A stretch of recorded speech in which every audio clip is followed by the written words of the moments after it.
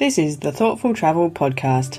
I'm your host, Amanda Kendall of the notaballerina.com travel blog.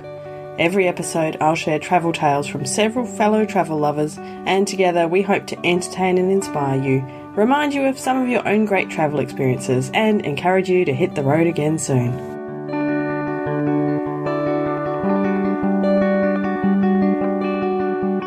Hello and welcome to episode 128 of the Thoughtful Travel Podcast.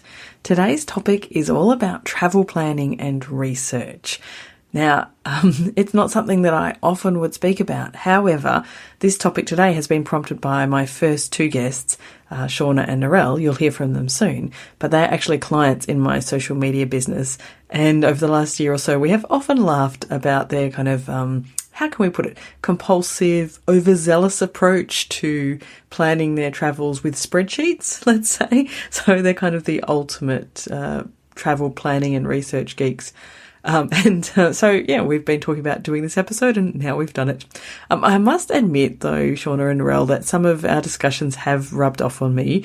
I'm heading to Copenhagen later this year and suddenly I'm getting much more into the research and planning for that trip than I ever usually would. So there you go. And it's fun for sure, but you'll hear from them soon. First up, I want to say a really big thanks again to this month's sponsor, Awesome Maps. This is the end of our month with Awesome Maps and it's been, well, awesome, of course. Now, I know for us in our house and probably for many of you that staring at gorgeous wall maps is often the beginning of all that kind of research and planning that goes into a trip. So I think that makes Awesome Maps a particularly suitable sponsor to have today. Here in our house, we are still staring at our hiking map regularly. And this week we got a bonus because Awesome Maps also sent us their special kids map. So it has a whole world map, but it also comes with stickers of lots of famous places, animals, activities, all sorts of stuff around the world with places to stick them on. And my son had just this magical time finding where they all went. And I have to say, I was a bit thrilled by how good his geographical knowledge has become. All that travel is good for something and he keeps it all up there in his brain. But anyway, this map would be just an awesome gift for any child, I would say, or just keep it for your own child. I'm loving having it on my wall as well. We are running out of walls at the moment, but that's okay. We'll move some around sometime. But don't forget, Awesome Maps also have lots of other very cool activity maps for, adults or not just kids. So for the activity maps, there's like mountain biking, snow trips, surf trips, even a kite surfing map. So all sorts of really amazing maps. Don't forget, they have a discount offer for listeners of the Thoughtful Travel Podcast. So if you go to awesome-maps.com, you can get 15% off by using the code Amanda15. Now, just before I recorded this episode, like literally maybe 2 hours before, I popped into the Thoughtful Travellers Facebook group and said, anyone got some top tips and tricks for planning and research? And very quickly, I was bombarded with excellent tips and tricks. So I'll sprinkle some of my favourites throughout this episode. But a special shout out, first of all, to Kath, who suggested using Trello for trip planning. Now, I use Trello. It's kind of a project management tool. It's online based and there's an app and stuff. And it's just a fun visual way, well, not just fun, it's also really useful, a visual way to keep a lot of information and manage projects and stuff. I use it for all of my business stuff. I even use it for planning this podcast, but I had never thought to use it for my travel. So I'm very excited to now do that. Thank you, Kath. And yes, we're both a bit nerdy about it, but I'm sure we're not the only ones. Anyway, this is a good segue, really, into chatting with the two biggest travel nerds I know. And they know I love them for it. So my first guests today, we chatted together, are Shauna Thompson and Narelle Wilson. And I started off by asking them how far in advance they start planning. Well, it depends on the trip. Right, so if it's a long trip, so 4 to 5 weeks, probably start 18 months, 2 years in advance. 2 years? Yeah. Oh my goodness, this is so impressive. You can't book anything 2 years in advance. No, but you've got to be prepared to book. Of course you do. I knew this would be good. Because that's when you get all the discounts, like for train travel, airfares, hotels. If you book early enough, you get the good discounts. So you've got to be ready to go on a rolling calendar. What you're going to be booking. I see Shauna's nodding heavily. Absolutely. So So 2 years in advance of a trip. Yeah, I find it fascinating, to be honest, to plan trips. I love reading about new places. My favourite, honestly, I reckon more than 50% of the joy I get from travelling is planning. Yeah. Like, I feel like I've already... It's almost, when I actually get there, I feel like I've already been there because I've done so much planning before I get there. So that leads me to one of my questions about planning. Does it kind of spoil some of the spontaneity of travelling? You can plan to be spontaneous. Okay, tell me about that. How do you plan to be spontaneous? So I always have my spreadsheets, which sort of gives me a rough idea of the things that I might want to do on a particular day. And there is always time in there for whatever comes up. Okay. So you're not planning like minute by minute? No. There's room for contingency? No. Okay. The only time perhaps that I did do that was I recently went to Disney World. And Disney World requires a lot more forward planning to optimise your experience. It does, and actually Disney makes you do it because you have to book your restaurants 6 months in advance. You have to book your fast passes 2 months in advance, which gets you onto the rides quicker. What about for someone like me who's not such a forward planner? How can I go to Disney World and eat then? Or I just have to eat on the street? You can, but you can't. Like the popular sit-down restaurants, you can't get They're booking. All booked out, right. So 6 months in advance, you literally have to be there when it opens, which is like a planner's dream. I had in my little spreadsheet the exact time that I had to get online.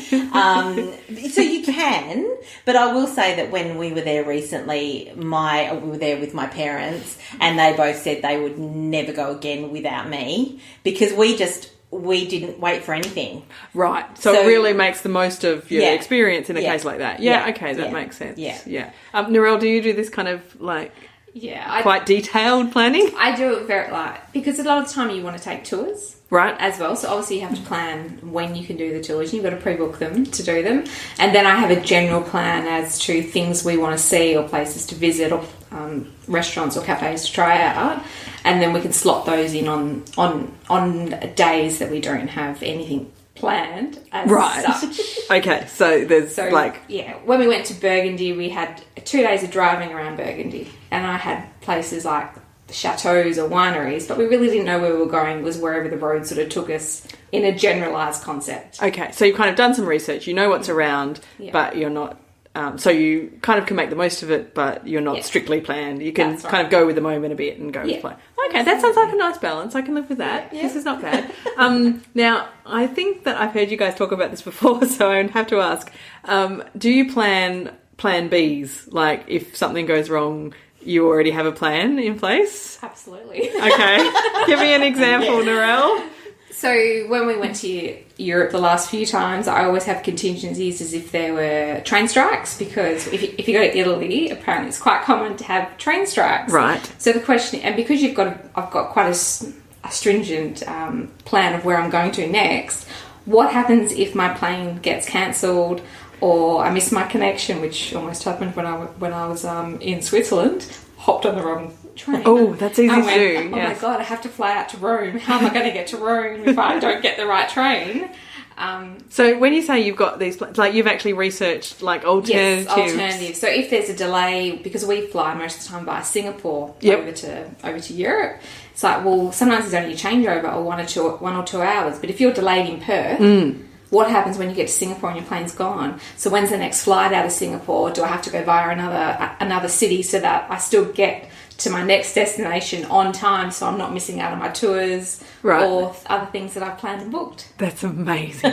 I have to say I'm maybe not quite as plan B is that. Mine is more within a given day. So mine would more be I might have plans to do X, but if it's raining, then we would consider something else. So it's more that I've done so much research that when I get there, I know what all my options are, and I can sort of pick on that day perhaps what we might feel like doing, or depending on if you're tired or the weather. That's and things it. like that. And we did that the recent trip to Disney World. We did a lot of that because it was much hotter than we were expecting, so we were all much more tired. Right. We actually also all got sick. Yes, so we had to then very quickly change plans on the fly. But because I'd done 2 years of research, I knew exactly what our options were to be able to quickly change. Got it. Yeah. Okay. No, Yeah. I mean, it all makes sense. Yes. And I really admire it. I'm just... Could never do some it. parts of these things I do, but just not to the same extent. So, So, Narelle, what is your very favourite part about planning a trip? I really like researching the actual towns or the cities that we're going to visit because you're there for such a short amount of time that I really want to maximise it. But I also don't want to stay in all the big touristy places. Or so you might go to a touristy place like Paris. I suppose everyone wants to go to Paris. Uber touristy, but where do you actually want to stay? Which district? So I tend to choose the more less touristy or eclectic kind of neighbourhoods that have the more, I suppose, all the locals are, so all the local cafes and restaurants and things, so you get more of an authentic feel about it. So I love researching that. Yeah. Oh, that's awesome. I try to do some, maybe I need to take a leaf out of your book and be more like that, because I know that, like, I love to stay in those kind of places and do the things that are not, a bit off the beaten track as well. And sometimes it takes quite a lot of research to uncover that, because it's not what's in the main page of the guidebooks, or, you've got to kind of dig a bit deeper. So where do you normally find out that kind of information? A lot of forums, and so Fedors, I think it's called, and that's a US sort of based one. So it might be more touristy, I suppose, for Americans, but I know we've been to a few places. We were in Germany last at Gengenbach, which when we met a German there, he was like, my God, what are you doing here? Aussies don't come here. And we're like, well, I found you on a forum. Forums and probably some travel blogs as well. Yeah. Oh, great. Cool. What about you, Shauna? What's your very favourite part of travel planning? Similar, but I really like finding different, unique little tours and things that we could do that's not the typical touristy stuff. Right. So, I mean, an example, and this was many years ago, the first time I went to New York, I love whenever I go somewhere trying the different foods and things that they have there. And I did all this research, and the internet was quite new then, so there wasn't quite as much information. But I found this little was a walking tour through Greenwich Village where they did all the little famous little food areas. And at the time, now if you go to New York, there's hundreds of them. It was the only one in New York at the time that you could do, and it was amazing because you got to see a little part of New York that wasn't particularly touristy at the time. You got to try different types of pizza, and it was amazing. So I love that sort of thing, finding things that are off the beaten track, but you wouldn't find them if you didn't research about them before. Yeah, sure. Yeah. And then when you've found them, it's good to plan, because then you actually have to book it early enough so they're not booked out. That's don't it. miss out. That's as it. well. This is true too. Oh my goodness, you two are going to convert me soon. But the other thing that I like doing is when you are going to if you're going to Paris or you're going to Rome, I had this example in Rome. If you want to go to the Eiffel Tower or the Colosseum or the big, things. The famous places, if you pre-book them. So I went to Rome on my own, and I'd pre-booked to sort of skip the line thing, and I literally turned up at the time, went straight in, and there was a queue of 3 hours of people waiting. So to me, it just is maximising the time you're there, because you might only be there a couple of days. I don't want to spend 3 hours in a queue to get into somewhere. Yeah. No, that makes a lot of sense too. Well, maybe I'll start doing some more spreadsheets soon. I'm not sure. I like the idea. So one thing I've been doing ahead of going to Denmark later in the year is I'm reading lots of novels set in Copenhagen. Yes. So, it's not really planning, it's just giving me a feel. So it's research in a sense. It gives me a feel for it. And, then I'll recognise places and I'll know some names and stuff like that. Yeah. But so it's sort of the same, but not quite. Yes, I'm not putting it in a spreadsheet though. Yeah, okay. But it's the joy of it as well. It really is that like I say, I when I get somewhere, I feel like I've already been there, because I've done so much reading, and I've got a really vivid imagination, so I've imagined myself there already. Yeah. And half the joy is from that for me. So you can see Shauna and Narelle are definitely experts on the planning side of travel. And that is really just the tip of the iceberg. They've told me all kinds of other meticulous planning tips over the discussions we've had. Now, also a lot of the discussion from the Facebook group actually surprised me a bit. It was about the use of physical guidebooks like Lonely Planet guides. There was instantly 3 quick comments. Justin, Amy and Michelle all sounded like they have quite the collection of guidebooks. I think they were mostly Lonely Planets too. And I have to say, I use them as an absolute Bible in pre-internet days. But lately I haven't used them much. But weirdly, I have actually had the Lonely Planet for Denmark out from the library and been making notes from it. So there is something about having a physical book. I wouldn't take it travelling with me. I feel like these days the internet provides, the really up-to-date information, and there's, apps for transport and all sorts of stuff like that. But yeah, it was interesting and definitely for research, then I think a guidebook is still really useful. And speaking of research, my next guest is Queen D. Michelle, and we were talking about planning with her. And you might recall from recent episodes that she has recently moved abroad to Mexico. And so I was asking her about her research process and planning for not just a trip, but a move abroad. How it all came about is that when I had the epiphany, being a retired school teacher, I taught elementary school for 27 years. I retired at 52, and for the first year and a half or so, I was having fun, just kind of doing fun things to supplement the pension that I was receiving from teaching. Right. But after a while, I had this thought that, look, I'm always going to have to do this. I'm always going to, even though it was fun things that I was doing, to make ends meet, I would always have to do it. And one day maybe it wouldn't be so fun, having to supplement. Yeah. And I didn't want to be relying on that. Having to do those things to supplement my income. So my research, the first article I read was the top 10 places to retire.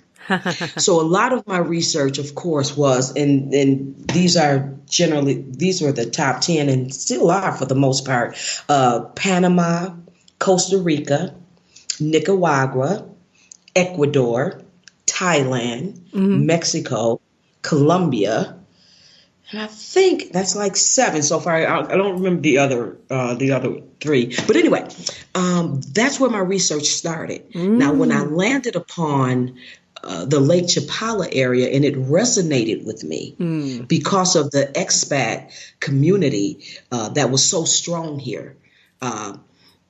That's what resonated with me. My research all started here. I started researching visas. Exactly what would I do to become, a permanent resident here? And I do have a permanent residente visa here. Right. Yeah. So a lot of research went into that and how to do that to get a visa. A lot of research went into transportation. I knew that I wasn't going to have a car. So I needed to be in an area where a lot of things were very accessible to me, walking or catching a bus. So I researched things like transportation, healthcare, and then rentals, just trying to find a place that I could afford that was perfect for me, which I did. I'm in a lovely 1-bed, 1-bath condo, and it's perfect for me. Oh, perfect. Nice. I have to admit that I've moved to 3 different countries abroad, and I was pretty slack in all cases about doing much research ahead of time. Perhaps this is an ongoing pattern with me, and I think that Queen's system is much better. Anyway, my final guest today is Tiana Templeman, and she loves the research side too. So on that topic, Leslie in the Facebook group gave another great research tip. She uses the site roamtorio.com, and I can't believe I have never seen it before. There was probably 50-50 in the group of people who use it regularly and people like me who'd never come across it. But it seems to be an awesome site for figuring out different ways to get between different destinations, planes and trains and so on. And, a good way to figure out who goes where and how long things take and stuff like that. And then you can always go off and try and make bookings on independent websites and stuff as well. But yeah, anyway, so rometorio.com. The 2 is a number 2.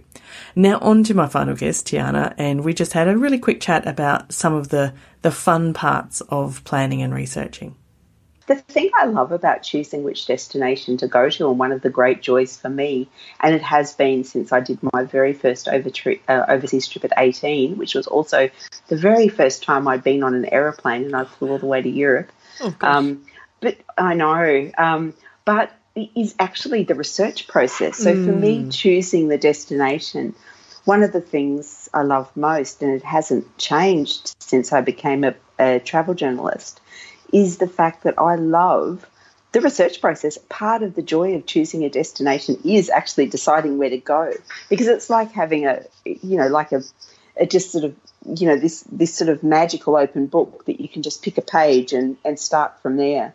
The only thing is at some point you actually have to make a firm decision and, get out of that dreaming phase and actually start the hard nuts and bolts sort of booking and unfortunately budgeting, which is the least fun part of booking a trip and deciding where to go. Yes, it's annoying when the budget constraints mean that you can't do all of the amazing things you've discovered in your research. Yeah, exactly. There's only so many tours you can actually afford to do, even if they all sound amazing. Oh, now travel planning would be just so much better if there was no budget involved. That's my dream. Although sometimes looking for cheaper options can turn up lots of really interesting places that otherwise you wouldn't discover. So I don't know. It is what it is. Anyway, my last tip from the Facebook group before we finish up today's episode, 2 mapping tips from Amy and Eva. Now, they were getting quite technical with their mapping. I have to admit I was very impressed. So Amy says she usually uses Google Maps to create mini personal maps where she specifically saves different locations she might want to visit. So, for example, she did it for Croatia with bars and restaurants that people had recommended to her. And so it was super easy to navigate. And Eva said she does something similar, but and had done it in Morocco recently, but with the maps.me app. So, yeah, I have a lot to learn. Maybe I will challenge my mapping skills in Copenhagen later this year. So, speaking of maps, as we are, big thank you to our sponsor for the month, Awesome Maps. This is our last shout out to Awesome Maps. So, thank you very much for being a great supporter of the Thoughtful Travel podcast. Don't forget you can go to their site at awesome-maps.com and use the code Amanda15 to get a 15% discount. Please go and have a look because they've got truly awesome maps. Now, a very big thank you to all my lovely guests today. I chatted with Shauna Thompson, who's a life coach, and you can find her at shaunathompson.com. I also chatted with Narelle Wilson of Abstract Business Advisors, and you can find her at abstractba.com.au. I then chatted with Queen D. Michelle, and she has a book on Amazon called Considerations, A Guide for Moving Abroad, which has a lot of those kind of helpful research ideas as well. And last but definitely not least, I chatted with Tiana Templeman and her website and blog, The Travel Temple, you can find at tianatempleman.com. Now, if you are not in the Facebook group for Thoughtful Travellers, come and join us because we have lots of cool discussions just like this one prior to my recording this episode about your planning and research tips, which, again, thanks to everyone who contributed. They were great. So the Facebook group, there'll be a link in the show notes, or just go to Facebook and type in Thoughtful Travellers and the group should come up. And the show notes for this episode are at notaballerina.com/128. Thank you very much for listening and happy planning and researching.